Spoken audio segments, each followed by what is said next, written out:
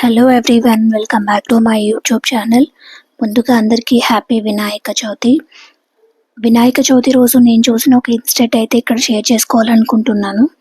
ఆ రోజు పూజ అయిపోయాక దగ్గరలో ఉన్న టెంపుల్కి అయితే వెళ్ళామండి. రిటర్న్ వచ్చేటప్పుడు ఒక బిల్డింగ్ నుంచి పెద్ద పెద్ద పొగలు చాలా భయంకరంగా అనిపించింది. బట్ మా తర్వాత ఏమనుకున్నాం, అక్కడ ఏదైనా ఫ్యాక్టరీ ఉందేమో అనే ఫీల్ అయ్యాము. బట్ మాకు ఆపోజిట్గా ఫైర్ ఇంజన్ వచ్చేంత వరకు తెలియదు అక్కడ ఏదో ఒక ఇన్సిడెంట్ జరిగింది అని. సో నేను ఇప్పుడు ఎందుకు చెప్తున్నాను అంటే, ప్రజెంట్ వర్షాకాలం, నెక్స్ట్ వినాయక చవితికి మనం క్రాకర్స్ అవన్నీ కాలుస్తూ ఉంటాం. సో అందరూ సేఫ్గా మంచిగా సెలబ్రేట్ చేసుకోండి.